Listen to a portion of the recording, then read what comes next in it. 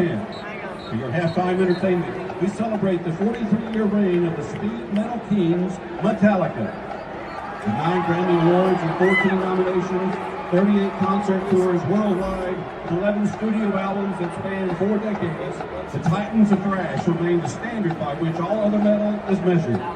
We begin with a 1984 classic from their second album, For Whom the Bell Tolls, followed by the 1992 tour anthem, Wherever I May Roam. And then, let's turn down the house and light up the stage for the Auburn University Marching Band and their show, Metallica. It's Thursday night again, and that means it's time for us, during football season at least, to look ahead and preview and predict the next Auburn football game. Game 5, Auburn versus Texas A&M. We're going to walk through every single aspect of it, the offense, the defense, every little bit of it, to predict what is going to happen for Auburn versus Texas A&M. Let's get into all those different things right now.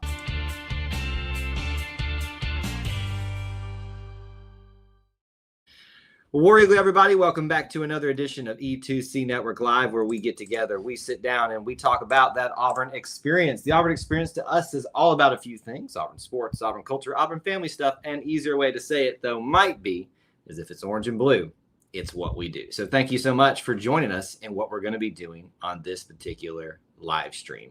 It is Thursday night, and that means we got to predict this thing, man. We got to get in here, dive into every single aspect of it, and that's what we're going to do tonight with your help. This is an interactive show. It's meant to be that way. It's meant to be about you, the audience, to hang out with us and spend some more time with us, and us try to figure this thing out, what we're going to make of this particular game. I probably spent the least amount of time this week thinking about this game, so you guys probably are going to be in for a real fresh look, from at least from my perspective on this. So I hope you're excited for that. But first off, I want to welcome you here. Make sure that you're letting us know that you're here by letting us know where you're watching, all that kind of stuff. This is, like I said, an interactive show. So go ahead and get started by just letting us know where you're watching from, so we know who's kind of watching, hanging out with us throughout. We'll do another little check-in before we start taking stock of who we need to be looking for in the voting categories and all that.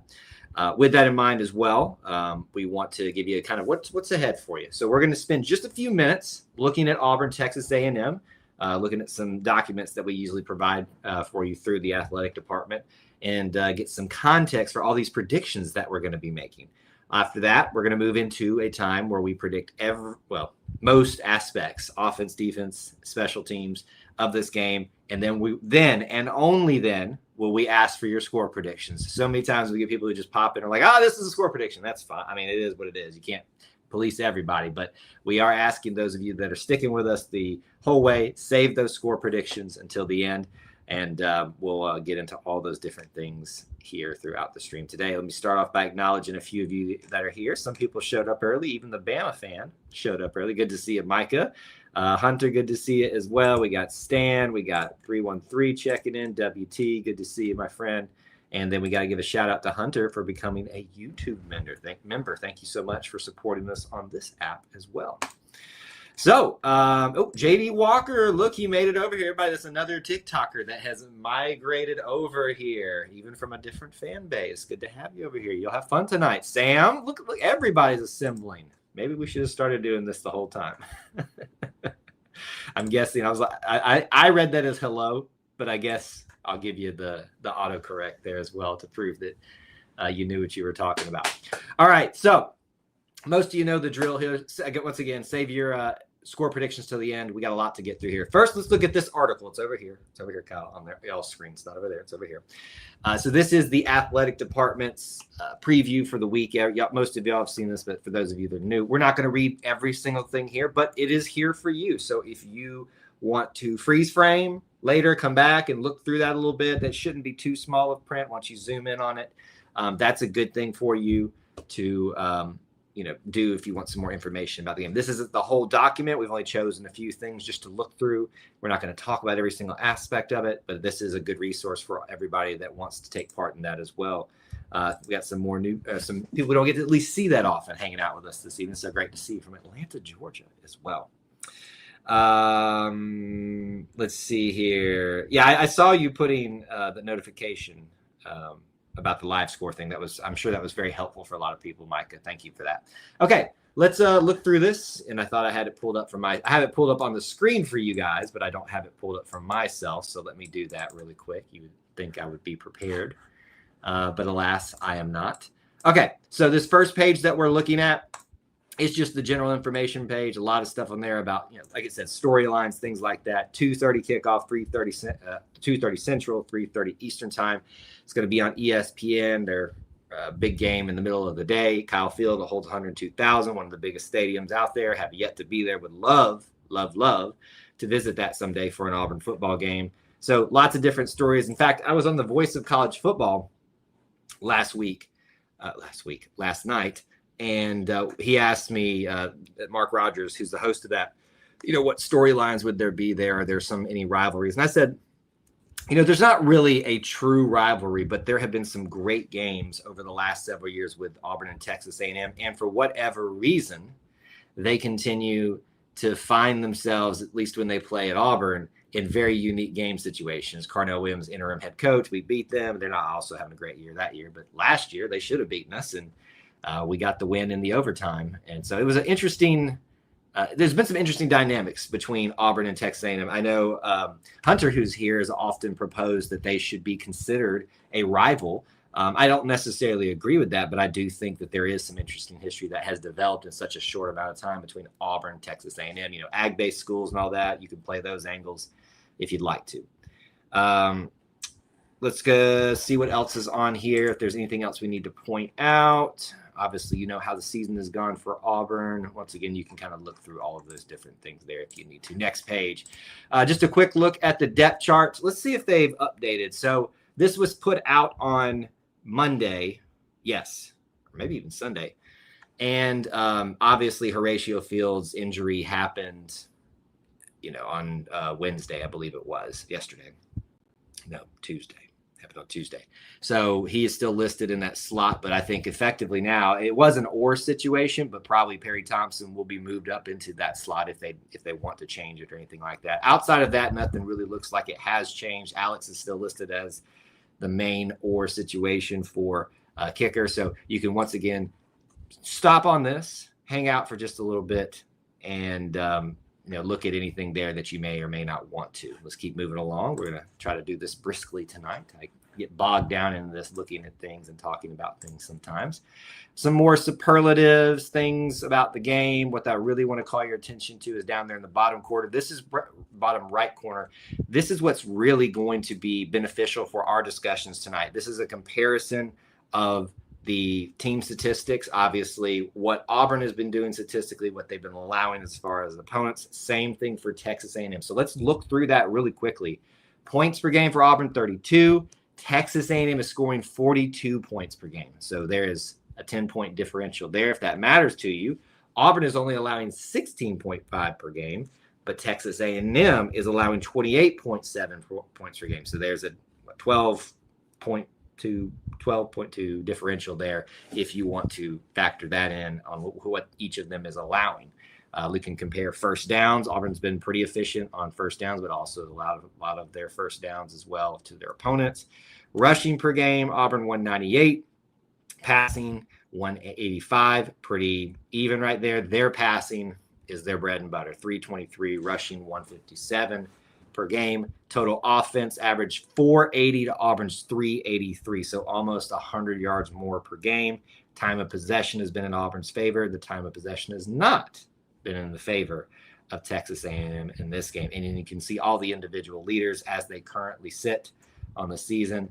Probably want to pay attention mainly to those Texas A&M guys, Moss and Reed. As far as rushing, Reed obviously is their main passer, 869 yards, 9 touchdowns on the year, 1 interception.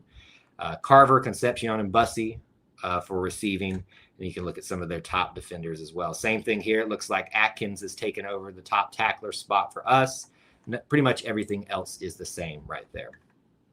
I can barely make the late show. Well, we're glad you made it over. Thanks for being here. How many points are the refs allowing? I don't know. Don't let the Oklahoma fans hear you say that. They're going to get all up in arms if you even question that for further. Is Jay Crawford expected to play? We'll look at that in just a second. Remember, the depth chart comes out earlier in the week. That's why I don't really obsess about that too much. I just throw it up there for people that are curious about it. Hugh doesn't really believe in depth charts all that much. This is just something they put out to satiate the media.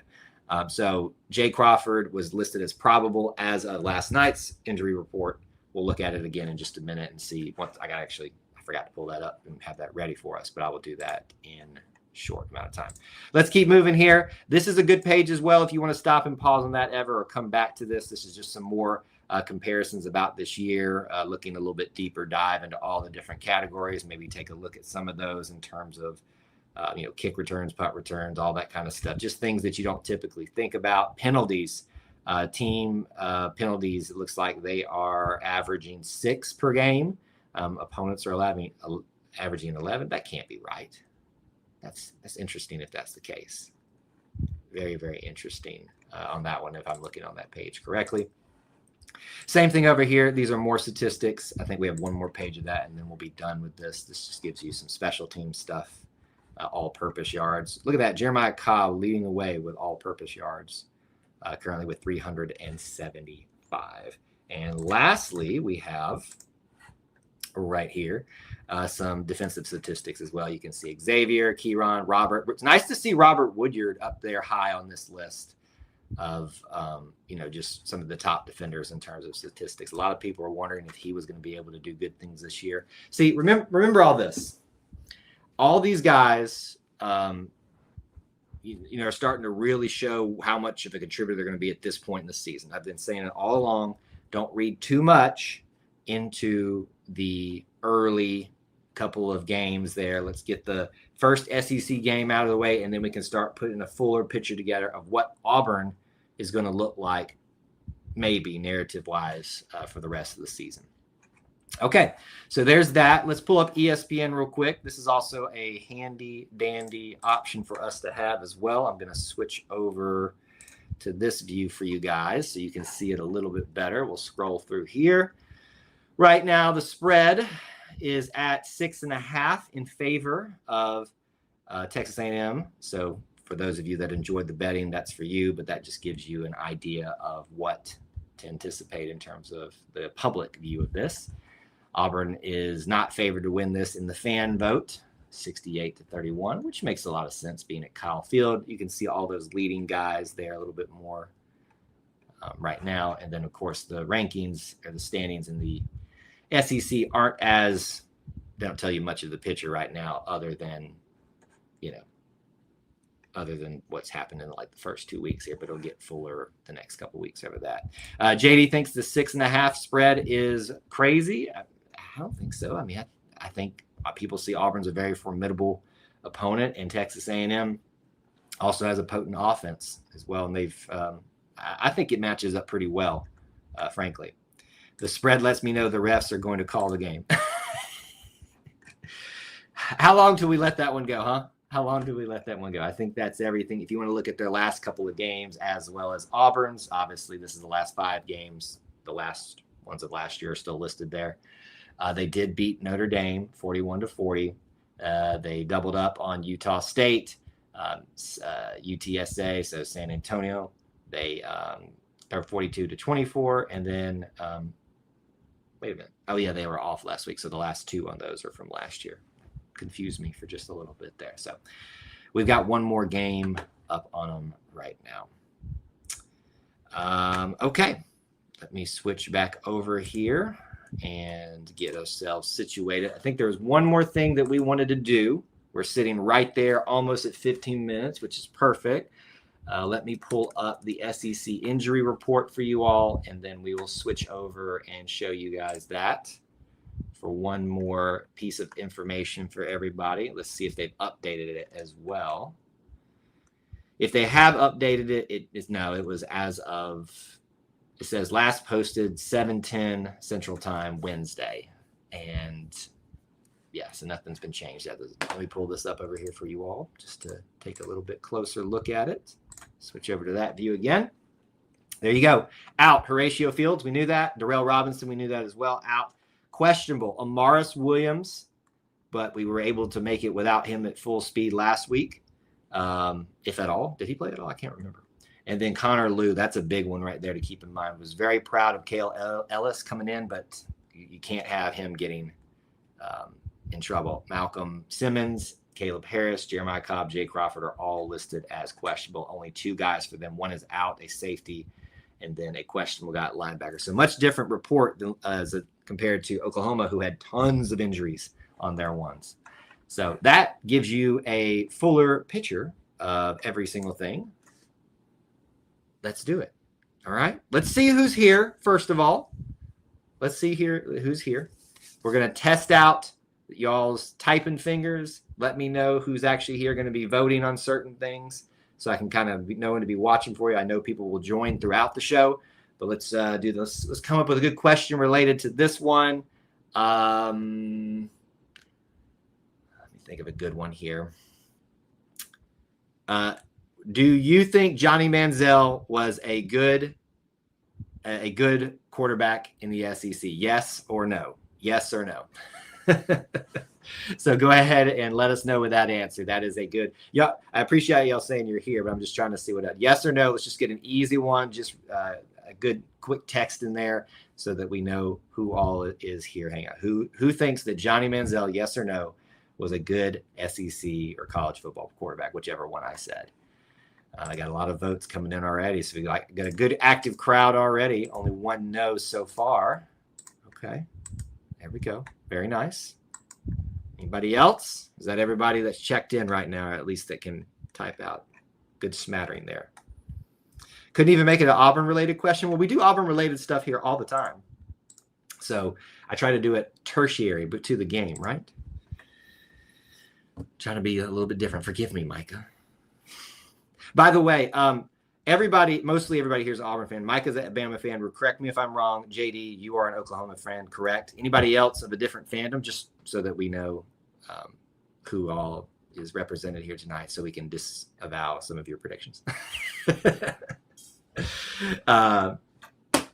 Just curious out of all of that. Anyway, all right, so what we're going to do from here, we're going to spend the rest of our time going through each little bit of possibilities of this game. I may pull up some references for you all as well. Okay, Oklahoma, great.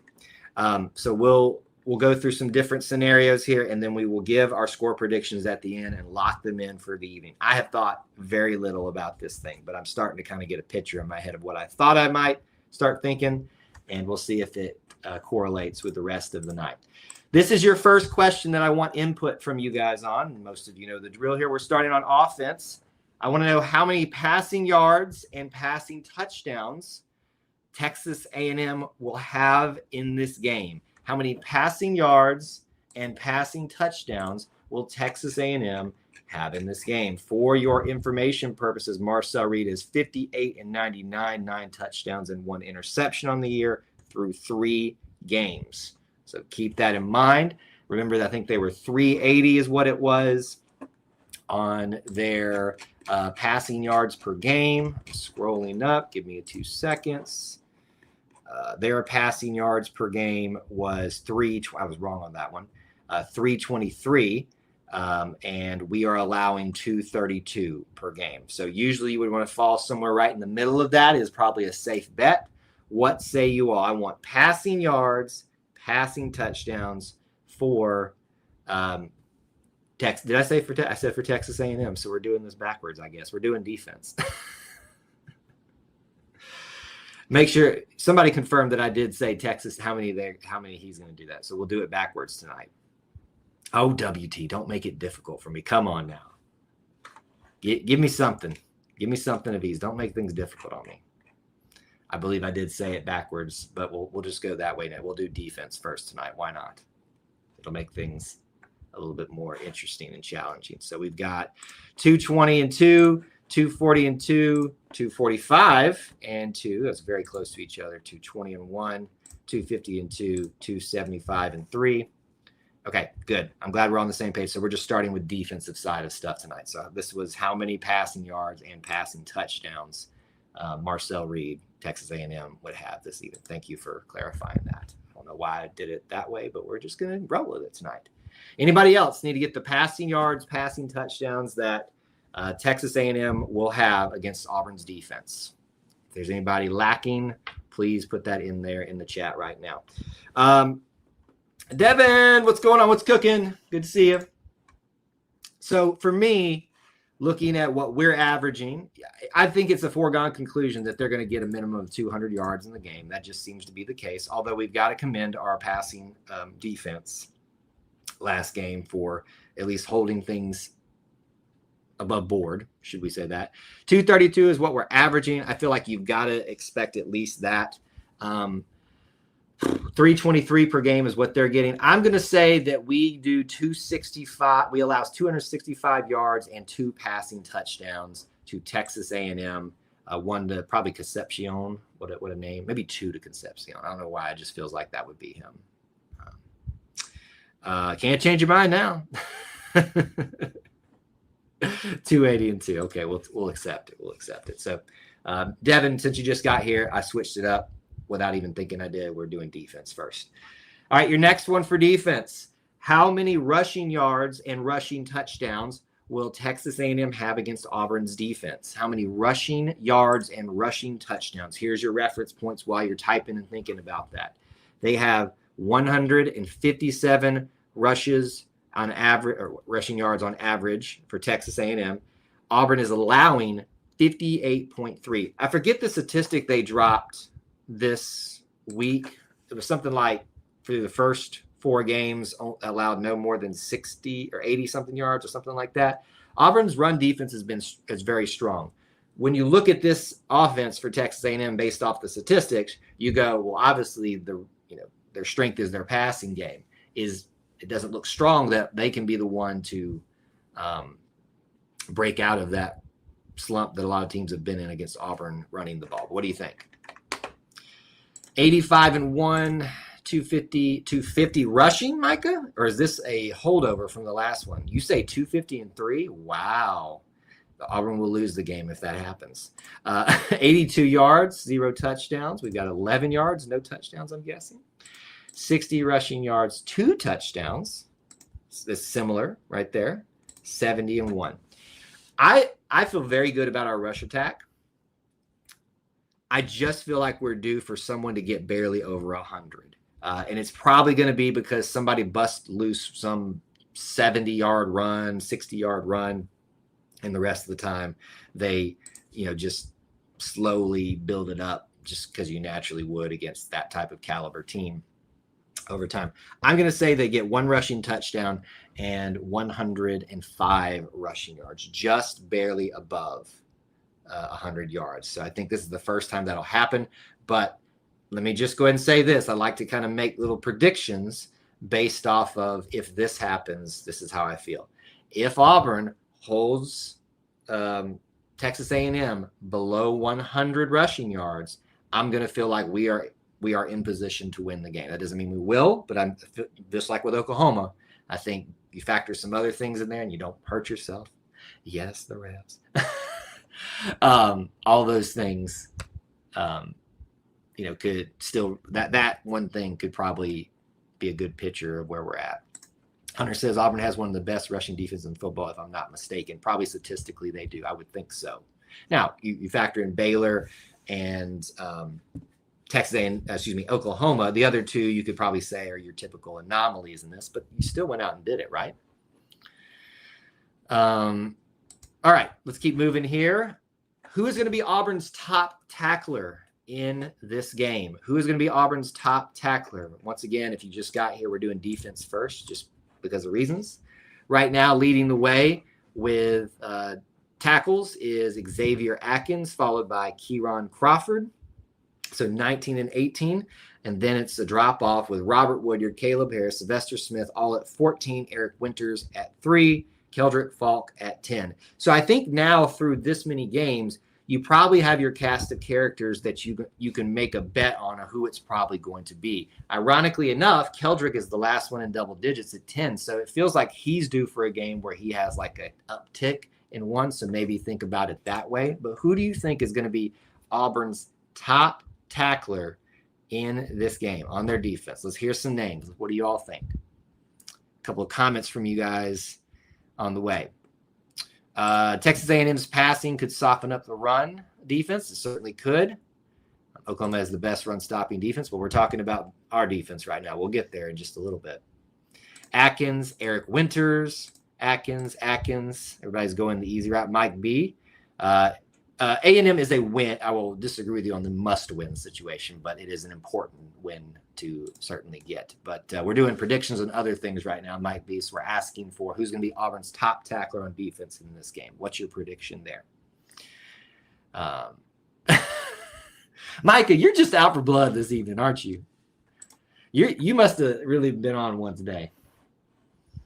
Anybody else want to make a prediction for top tackler? We got a lot of Xavier Atkins. It's probably not a bad call. His SEC WT wants Kieran. That's probably not a bad call either. Those are your top two. I'm very impressed that Robert Woodyard has been now he's tied with Caleb Harris and Sylvester Smith. I'm going to go with Robert Woodyard. I like how he's coming along. I'm going to try to be a little bit different. The favorite here is Xavier Atkins, obviously, but I'm going to go Robert Woodyard with leading in tackles in this particular game. I think he is going to have a field day. At least I'm going to hope for that, right? That's kind of what I would like to see happen. All right, your next category on defense. Remember, this is that confusing one, so try to do this. We're going to ask for a bunch all together just because reasons. How many sacks, fumbles, interceptions will Auburn's defense have in this game? How many sacks, fumbles, interceptions will Auburn's defense have in this game? You can just separate them with a comma, a dash, whatever you need. Just put them in one comment together. Let's get an idea. If you want some ideas of things they have had, let me see if I can pull that up or not. I don't think I have. We know one interception through 3 games. I'm not sure on fumbles if I have that handy or not. And sacks, let's see if I can get to that. We have currently had 12 sacks on the year. Yes, and it looks like that's good information for later. 12 sacks on the year total. Leading the way in that is Kieran Crawford with 3. So how many sacks? And this is how many sacks Auburn will get, like on defense, not the other way around. I knew someone was going to probably try to make the joke. But what do you think? 4 sacks, 0 fumbles, 1 interception, 4 1-1. We've gotten a lot of fumbles lately. Now remember that. 5 2-1, 3 sacks, 1 interception, no fumbles. He switched it up for us, but we figured it out. 2 sacks, 0 fumbles, 1 interception. 3-1-1, 4-2-0, 2-1-0. I'm not going to plan on seeing an interception in this game. I just don't. We haven't seen a whole lot of them this year. I don't see any reason to think that Marcel Reed is going to be prone to that unless our defense is just the best that he's faced. Given how the game went with Notre Dame, I would say maybe we are the best that they've faced. So you probably could say maybe some more confidence. But I'm going to say 0 interceptions. I'm going to predict there's a recovered fumble. I'm going to predict that we probably get I think if we can get 4 sacks, that's going to create enough pressure to win. And that's what I want to see. So I'm gonna do more of a biased pick here. I'm gonna say 4, 1, and 0. So 4 sacks, 1 fumble recovery, and 0 interceptions. I don't know if that stat line is good enough to make me feel better about predicting the win, but that's at least a good one there. Okay. So there's that category. Let's do the final one in defense. So this is we're just asking how many defensive touchdowns in this game. I'm going to go ahead and take the joke from you all so we can just get to it. Depends on how many the refs call back. I hear you. All right, we got it out of the way. Let's move on. How many defensive touchdowns in this game? How many defensive touchdowns in this game for Auburn's defense? None? 1? I think we saw last week how big 1 can shift away. I know how uneasy everybody's feeling about the security of those happening, but if anybody's wanting a defensive touchdown prediction, throw it out there. Let's see. So far, it is not good. 0, 0, 0, 0. Anybody else want to just mix it up just for the heck of it, or are we going to have another 0?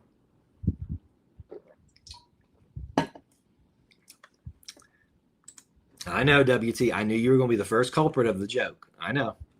That's why I went ahead and took it away from you. Anybody else want to make a prediction on that? I don't think there will be one. It's been few and far between until I see it happen. Now I've got to kind of expect not to see it at this point. So I'm going to predict no defensive touchdowns as well, which is a shame because I really love that scoop and score last week was awesome. Oh man, that was such a great way to start off the game too. And it was a scoop and score. All right, so we've done defense, making some pretty good time here. Let's move into offense. It's usually the one that takes us the longest, so let's not wait any longer here. Your first prediction for offense: how many passing yards and passing touchdowns will Auburn have in this game? How many passing yards and passing touchdowns will Auburn have in this game? I will get your reference ready for you if you want to wait on that. Once again, as a reminder, passing per game, Auburn is 185.3, and Texas A&M is allowing 211.7 per game. They're allowing 211 yards. So not much of a difference between the two.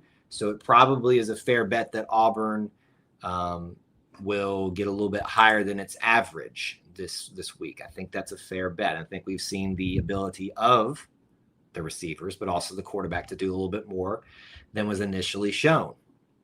We've got 202, 280 and 2. That's a good one right there. I like that a lot. 185 and 1, 230 and 2, 180 and 2. Play the middle. It's fair. That's fair. That's fair. Anybody else? We're looking for passing yards and passing touchdowns in this game. And listen, passing touchdowns almost meant Eric Singleton too last week, if a certain call had been made. But I digress. Just for more informational purposes, Jackson Arnold is 69 of 101, 5 touchdowns, and knocking on wood, no interceptions. I know a lot of people want this would make a lot of people happy to see Perry utilized a little bit more this week. I wouldn't count on it. I think he'll get a few catches, but I just don't see that happening. We got a 240 for 3. Listen, between these two right here and that one right there, that's a good day for Auburn. I'm going to say we pass for 220 and 1 touchdown, 1 passing touchdown, 220 and 1. 220 and 1.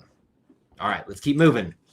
Next one up for you. How many rushing yards and rushing touchdowns will Auburn have versus Texas A&M? I'll get your reference ready for you. Rushing yards, rushing touchdowns. What say you for Auburn? 198.3 per game. Allowed by Texas A&M is 139.0. Now, I don't know much about Notre Dame's run attack, but I can probably bet versus the SEC, this is going to be the best run attack that they will have seen all year. So this will be the first time they're getting a really good picture of where they're at as a defense.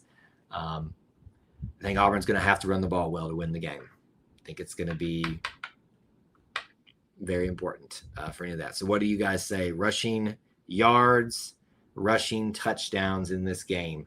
And obviously, we'll get to that part of the questionnaire here in just a second. But let's see what you guys are thinking.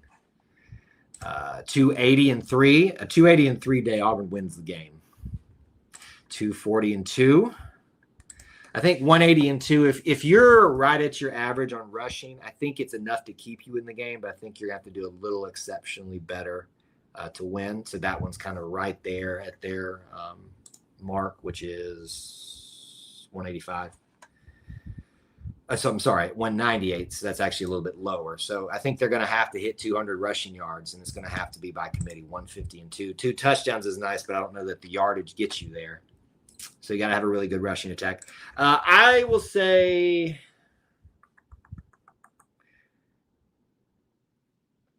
you know what? I was going to predict low. I'm going to go 230. 232 rushing touchdowns. 232 rushing touchdowns in this game. That's what I think. Did we get everybody's in here? I can't remember. No, I'm just going to go do a couple ones in there. All right.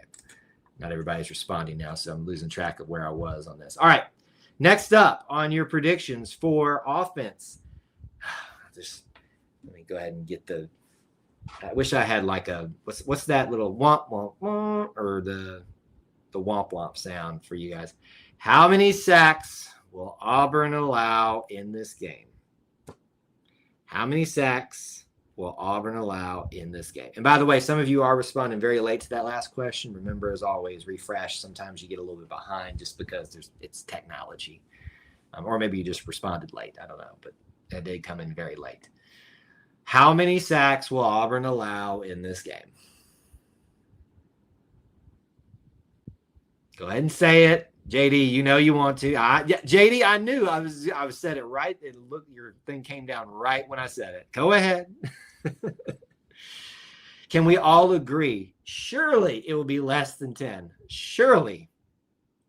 Yeah, I think I have no problems if you want to predict a fair amount of sacks in this game.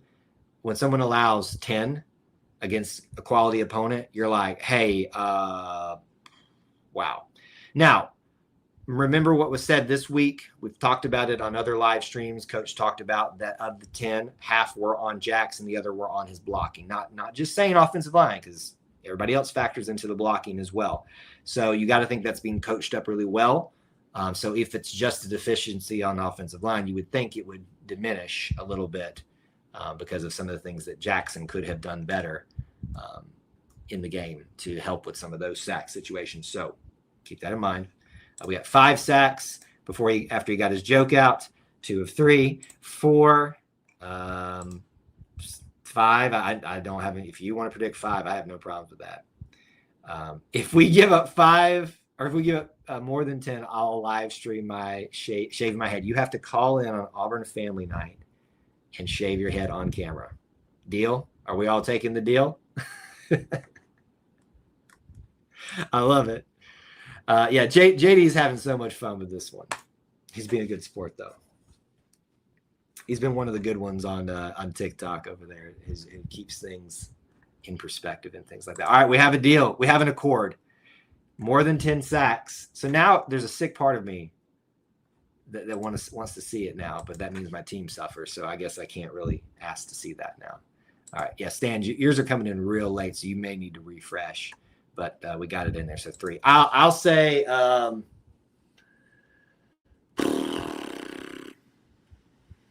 my gut tells me to predict at least 5. I'll go 4. I'll go 4 sacks. There'll be one on the first drive. I think I can say that. No chance A&M gets over 10 sacks. So now you need to say the opposite way, that if they get 0 sacks, you'll shave your head. It's because of the ads. Yeah, well, you can always hit the refresh, and if you just refresh when it comes straight back, it'll catch you back up. So fortunately, that's the world we live in and what we have to do to keep on doing what we do.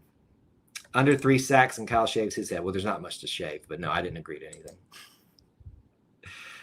Kyle's team may lose with 10 sacks happening, but he'll get Hunter to shave his head. That's a good one. It's not worth it, but at least is a small consolation prize.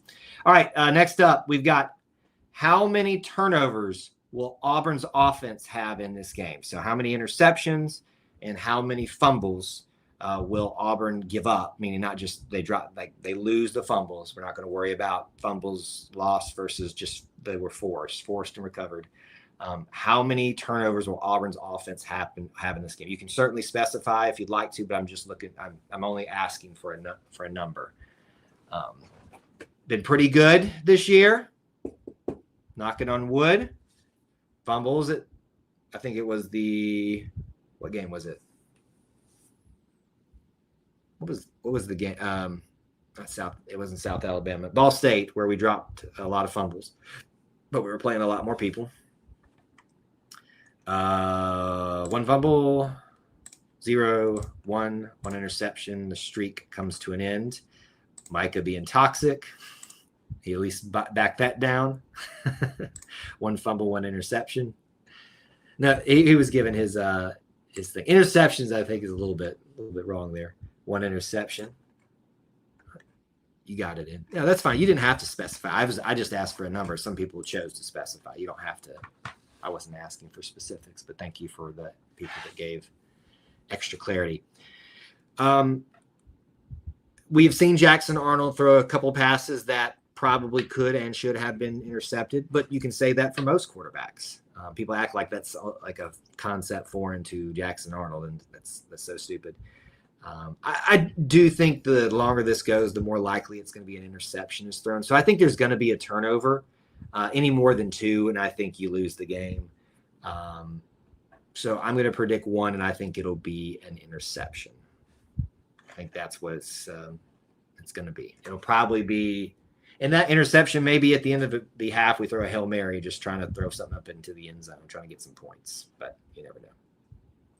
Micah says, I just think he'll move too fast, trying not to do what happened last week. And that may be what results in even my prediction and others' prediction that of the 1 interception. All right, let's keep moving. Who is going to be Auburn's top rusher in this game? Who is going to be Auburn's top rusher? Let me give you the perspective here. Jeremiah is leading the way. Damari has been out, who was the number 1 guy after the first game, had a great first game, then injured his shoulder. He looks back. He's not listed. Jeremiah is listed on the injury list as probable. Just it's kind of like a cautionary thing. You've also got to factor in Jackson Arnold. You've also got to factor in, I've talked about those 2 guys. Think about Malcolm Simmons was utilized on a sweep. Same thing for Eric Singleton, the same way. So it depends on what you think of who's going to be the leading rusher. You're talking about yardage, things like that, and that's different for everybody. Most people think yardage. That's usually where my mind goes. Arnold, Jackson himself runs for 100, so a specific prediction right there. Alston, Cobb. So we've gotten the 3 guys that most people would think, Arnold, Alston, Cobb, have all been represented. Anybody else think it's going to be somebody else? No? I had a feeling Cobb would be the most represented one. Well, Jackson's a tie, I guess, with him. And those right now are your 2 leading rushers. I think Damari's due for a really big game, especially with Jeremiah being listed as probable. That tells me there's something at least a little bit nagging that they may have to be careful of, just like they were with Damari. So I think Damari is going to be the leading rusher in this game. If they use Coleman on a jet sweep, he would take it to the house. You know what's funny about that? I don't know that we've really had a chance to see Coleman hit top speed, and I don't know that he's set up that well, measurables-wise, to hit a top speed like a Malcolm Simmons is or somebody like that. A Baylor game, if he has a rushing attack game like that, Micah, sorry, I got distracted there. That'll be a good day. That'll be a good day. We will take that to the house. All right. Who's going to be your top receiver for Auburn in this game? Who's going to be the top receiver? What do you predict? Right now, your top receiver for the year is Cam Coleman with 237, 13 receptions, 2 touchdowns, certainly coming on strong as of late. Who's going to be the top receiver? It's not going to be Horatio Fields, Cam, Malcolm, Eric, Perry. Some of you think Perry is going to have a big breakout game. I wouldn't plan on it. I think he'll be utilized, but not as much. I think Horatio was, I believe, Jackson Arnold's guy. So who's going to be the guy now? I think that slips down to Malcolm Simmons. It's going to be a reliable. He's going to be running a few of his routes, things like that. I'm going to go ahead and before I show you guys all of yours, I'm going to say it's going to be Malcolm Simmons. Cam Coleman, Singleton receptions and yards, Cam and touchdowns. So there's a super specific one there. Good old Cam Coleman. Doesn't really work that way, does it? Simmons would love to see Perry step up, yeah. But you're predicting Simmons, Coleman as well. Okay. Good to see you, Dad by Faith. I think it's the first time we saw you tonight. Good to see you. I'm going to predict Malcolm. I think Malcolm's going to have the leading receiving yards. I just got to think that they're going to put it in his hands, let him use his athleticism as much. We know he's got some breakaway speed, even on deep routes. People are going to continue to pay more attention to Cam, and then they're going to try to do something with Eric, so that's got to open up for that 3 and 4 guy. So maybe it will be Perry, but I'm going to predict Malcolm Simmons. All right, what time are we looking at here? I think we're doing good. Yeah, we got one more in this category and then special teams, so we're doing pretty good. All right, this is your last category on offense that we're going to predict. Let's see what you guys think. third down percentage. What is Auburn's third down percentage going to be in this game? This was a fan request from long ago that people wanted added in because they thought it was going to be crucial, and it usually is, to this game. I'm going to see if I can find the third down percentage on this sheet that they have listed, but you guys just tell me what you think it's going to be. Third down conversion for Auburn is 21 of 49. So somebody do that math. That is under 50%. That is under 50%. I wish it was listed as a percentage here. But fourth down, though, they are 6 and 8. Maybe they're but you wouldn't have as many fourth downs to convert if you were more successful on third down. What's our third down percentage going to look like in you guys' eyes? We got 55%, 40, 58, 33, 35, 40%. It's definitely going down, and that's to be expected. SEC competition, better, everybody's better, right? So it shouldn't be a shock that it's going down. I think that doing that math in my head, it was like 40 something, I think.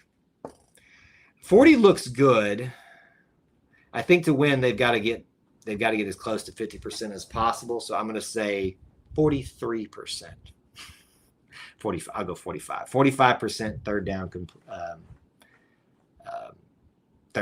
completion percentage, or not completion percentage, success rate. Okay, so that's our last offensive category. We're making great time here tonight. This has been good. Your last prediction on the evening, last group of predictions, is in special teams. How many punts will Auburn have in this game? How many punts will Auburn have in this game? Obviously, let me see if I can find them all for you. 42.4 average on the punts for Hudson Cack. Only 3 inside the 20.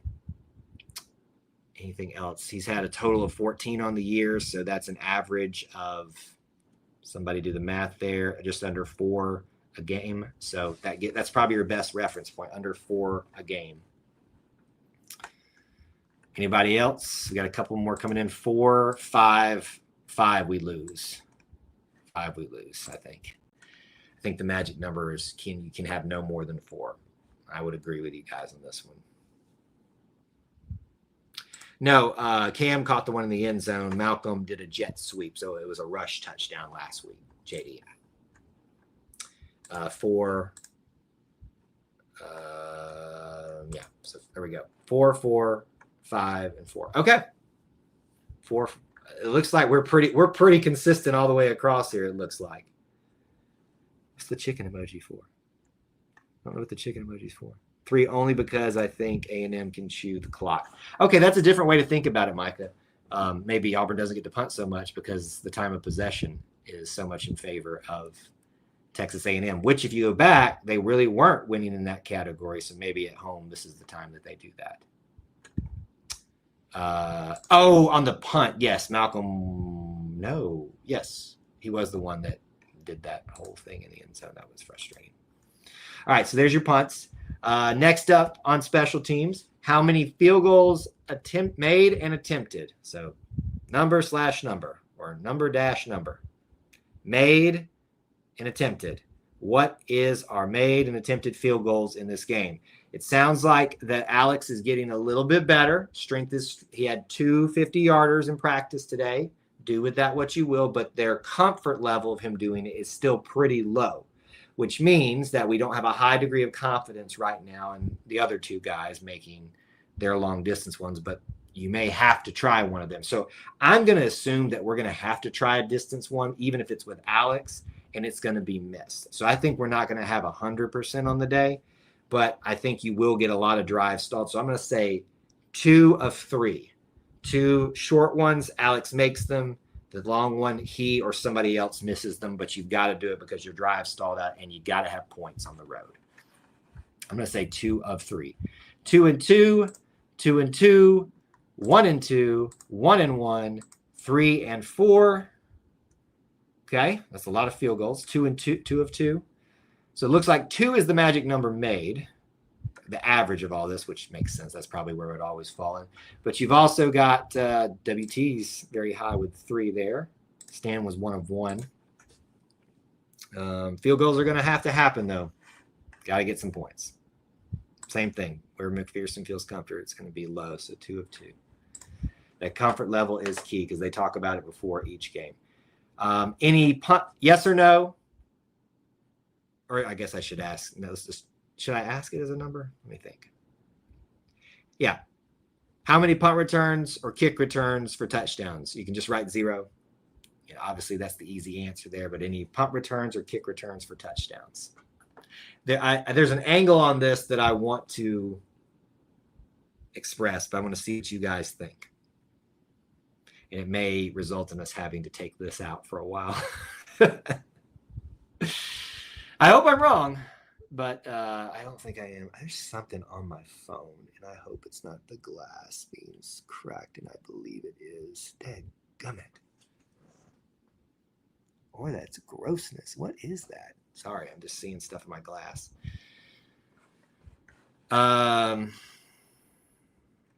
0, 0, 0, 0, 0, 0. Fair catch, everyone. Dad by Faith kind of hinted at it. We all know that special teams in general, not just returns, have been atrocious, but it's words that were used this week. Coach is not happy with it. So I wonder if there is even going to be an attempt made. But here's the other side of it. It's one thing for us to not attempt it, but what if they kick it in such a way where you have to? I mean, I know you can just fair catch it and take it at the 20-yard line. But there are ways to get you to do things that you don't want to do, right? So I'm going to say 0 for now. 0 for now. Yeah, it could be from me throwing against the refs. I don't know what's going on there. All right, this is your last one, right? We're real good on time here. Last one before we do final score prediction. How many penalties and how much penalty yardage will Auburn have in this game? How many penalties and how much penalty yardage will they have in this game? I'm trying to see if I have a reference for you on this page. If this is an average per game, it looks like 6. Yardage I'm not seeing. I'm look and see if there's anything else for you all to look at this year. I'm not seeing anything else for us to reference on here. All right, let's see what you guys think about penalties and yardage. 6 and 45, 2 and 15. Refs make up. You'd like to think that would happen after last week. 6 of 45, 7 of 55, 5 of 75. We have to recognize that some of it we bring on ourselves. So always try to think about what you're predicting there. I think there's going to be multiple false starts throughout this game in Kylefield. I think at least 3. So there's 3 of 15 right there. I got to think there's going to be some type of weird illegal formation, even if it's incorrectly called. So that's a 5-yard penalty as well. So that's 4 of 20. I'm going to say 1 pass interference and 1 personal foul. So 30. So that's 6 and 50. Yeah, 6 and 50 right now. So I'm going to say 7. I'm going to say 7 of 60. 7 penalties and 60 penalty yards. 6 of 40. 13 and 115. Wow, we are cooked again. Surely we can't get close to 100 again, but maybe it'll happen. 8 and 85. The 12th man will give Auburn HE double hockey sticks. It's going to be rough. We'll see though. All right, we have reached the point in the show. You've all been very patient. We have talked about offense. We have talked about defense in the reverse order tonight, not by chance. Special teams. We've discussed the stories of the game, the motivation that Texas A&M has. I want your score predictions. Lock them in right now. You can't change it for the rest of the week. You can do whatever you want. But I want to know here tonight what you feel the score is going to be. Auburn versus Texas A&M. Who gets the win? Please specify that too. Some of you will put the score, and it's implied if you're an Auburn fan usually. But I need to know your score prediction and winner. Lock it in here tonight, and we'll definitely kind of compare and contrast some of those things that we're all thinking this evening. They're starting to roll in here. 24-38 A&M, 24-21 A&M, 41 Auburn, 31 A&M, 38-31 Auburn, JD 31-28 walk-off field goal for A&M, very specific. Auburn 34-27, 34-21 Auburn, 27-38 Texas A&M, 38-31 A&M. I hate it. I have bounced it back and forth about this one because if you remember in our preview of the season, Austin and I predicted this one. He predicted a win. He predicted a win here. I predicted a loss. JD's changing it to Auburn. Okay, there you go. So that makes it probably just one or two more Auburn than it originally was. I predicted Texas A&M we were going to win in Texas. I'm backing up. I've predicted we were going to lose there. I just haven't seen enough to make me feel like I can significantly feel more confident about changing my prediction from the beginning of the season. Because right now, if you look at what I was predicting on touchdowns and stuff, I said 2 touchdowns passing and 1 rushing for them. And I said the opposite for us. I think we're going to have to attempt some field goals. Pretty much that puts our score, if we go by what I said earlier, 2 field goals, 3 touchdowns, so 27 points. I'm going to actually say 24 points for Auburn. If they can hold Texas A&M to just those 3 touchdowns, which is possible, and win on a field goal, that is highly possible. I just think it's going to be just out of reach. I'm gonna go weird here. 26-24 Texas A&M wins, and we actually have a shot at winning it with a field goal, and it's either missed or we just can't get in enough of a range to do it. So I'm going to say 26-24 Texas A&M wins. If I didn't say that correctly the first time, I can't remember. 26-24 Texas A&M wins. Auburn comes up just short again, and then we start the whole does fire Hugh Freeze thing this next go around. Anyway. All right, so there's score predictions. We'll spend some time here for our last few minutes just talking about whatever you want to discuss in this game. Don't be shy. Jump into the chat. Let us know. Anything else we need to answer, question, predict, you can drop that in the chat. Here are your reminders for what's coming up next for us here on the E2C Network schedule of live streams. We got Texas A&M versus Auburn post-game show right after it. I'll be in studio, so we're ready to roll. Excited for that. Hope you guys are as well. Can join us for that, win or lose. We're going to talk about the stats and break it down. We got the Auburn Experience, episode 144, going to be this Sunday at 9 Eastern time. Every live stream right now is going to be at 9 Eastern time. That is planned. If we have special ones, we'll just have to do what our guests can do. But for the Auburn Experience, the preview and prediction shows on Thursday, and Auburn Family Night, they're all at 9 Eastern time, 8 Central for your convenience and ease of remembering. So that, TikTok live streams, all kinds of content across the board. Make sure you're checking it out. We got a lot of stuff for you guys to consume throughout the week. If Austin ends up being right, I will refrain from giving him grief for Sunday night this week. He would much appreciate that. I hope he's right. I think we all do. Last week, did I predict OU? Last week, so the preseason, I predicted we would beat Oklahoma. I think I predicted we would lose. Please correct me if I'm wrong, everybody. You can go back to the last week, but I think I predicted the score that we would lose by. I think it was. I predicted 38-28 Oklahoma. I think is what I predicted. So it was much better than that.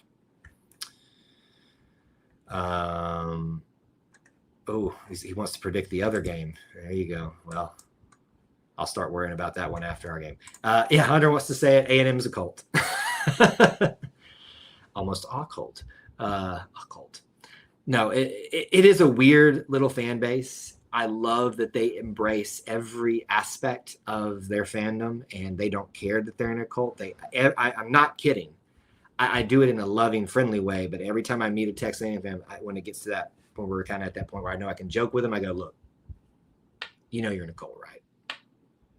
Please acknowledge so I know that you're safe. Like he says, oh, I know it. I'm good. I'm happy being in the cult. Okay. As long as you know, that's fine. That's fine. I can appreciate someone being happy in their situation, no matter how weird and worried I am about you. But as long as you're happy and healthy and not in any danger, you guys go out there and do your little gigums and run your collie out there and your midnight things. Feels weird, but whatever you want to do. A&M's a cult. Yes, it's true. Let's see here. Dad by Faith says, I want Auburn to have one game-winning drive at some point. I could have written the script off that last drive against OU, unfortunately. I do agree with you that would alleviate a lot of Auburn fans' concerns if they could see in the clutch time that happen once again. Now, remember, technically it did happen versus Texas A&M last year, not only for the end of regulation, because we were down, if you remember, but also in crunch time and the overtime situation as well. So there have been instances of Auburn being able to close out games, just not as much as we would like. But this would certainly be a great way to pinpoint everything there. If you have to practice yelling in the stadium on Friday night, you're weird. I agree. Thank you for the clarification. I thought I did predict the loss last year. The yell leaders in white are a little weird. It's just a little bit weird. This is from Drayton. He says, don't see Auburn winning or the next one. I'm not impressed with Arnold. And that's fine. You don't have to be impressed with him. But I also think that some people are coming. I'm not saying you are, but I've seen similar things like this. People are coming with preconceived notions. And so they've trained themselves or been conditioned to not be impressed with anything. I thought he did a pretty good job last week considering all the circumstances of the game, but the stresses that were going to be on him. And so my concerns really are not right now with the quarterback. My concerns are, as they have been for the last 5 to 6 years, that offensive line. That was, as much as I had been talking them up for the first 3 games, recognizing it was only 3 games versus 2 of them opponents you should be able to handle. And there was one game where they gave up a few more than they should have. That was quite a step back. So that has me absolutely worried. Offensive line about this game. Now we've got 4 games under our belt. They've got only 3. They've only played 1 real opponent. Do with that what you will. Linda, good to see you. She says we'll win this week. These guys have a big chip on their shoulder. So does Texas A&M. I was fortunate to travel to OK game. Our stadium is much nicer than theirs. Wow. Sorry about that. We have an Oklahoma fan here tonight.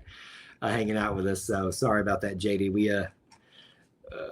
I thought it looked nice on the TV, but I have never been, so I have to take your word for it. Met so many of the Auburn family. That's awesome. But our stadium does need a little TLC here and there too. Arnold is good enough to get the position to win. I would not say the last year with Thorne. And see, I still disagree with that notion too, because I think as bad as the offensive line played this last game, they were even worse last year. We got a little bit more participation tonight. It's really not as much as I was hoping for, but it's still good enough to keep going, and I'm going to keep doing that with you guys. But please do that. Please keep doing that. Let people know we're live. It takes people getting used to the switch and all that stuff, kind of stuff. Arnold's very close to breaking through Aaron Murray's tape breakdown. Everybody's big about it's not just you, Hunter, but a lot of people are big on the Aaron Murray thing. He recommends you guys watch it. I just can't stomach Aaron Murray stuff. Do you think Cohen's late response today was strange? I think it's very easy for fans, especially when a collective hive mind social media starts pushing a narrative one way about like this is weird. And our fan base is doing that too. It does feel a little bit out of the blue at the end of the week. What that tells me is that I've trained myself to think when something looks weird, what's the context behind it? What don't I know or what am I not aware of? So if you remember, the SEC office said not only were they going to respond to that, which they did, they were going to continue to look and reprimand and train. So my guess is with the amount of backtracking that Greg Sankey and the SEC office, they were doing a lot of discussions about this, and probably there was a meeting today or probably today based on this response, because that would make sense, to put out a statement and say, yeah, this was messed up and acknowledge it. I think it's also it's done for show as well, to express we did something, we followed up about this, it's all those things. That was just not put out this late for just any old reason. I truly believe that there was a meeting today that they walked away from being very displeased with the meeting. Not to say that they were going to get the game overturned or anything like that, but something tells me they did not feel like their concerns were adequately enough addressed. Maybe that was the disciplinary stuff for the refereeing team. I think there's a lot of it being made because, once again, people want to get their reactions on social media about this being weird and time like that. And sometimes it is weird time and it doesn't make sense. But I've just trained myself to think beyond the sale, so to speak. Robert says, I think it's setting up to get one of those available playoff spots. That's a good way to think about it, too. It's acknowledging publicly we were wronged. Remember this. That's a good way to think about it, too. It could be all those things. Or it could be something we're not even talking about. So it's a great question. I just don't have a good answer for you other than what I've offered there. All right, folks, we're going to call tonight. Thank you for spending tonight with us.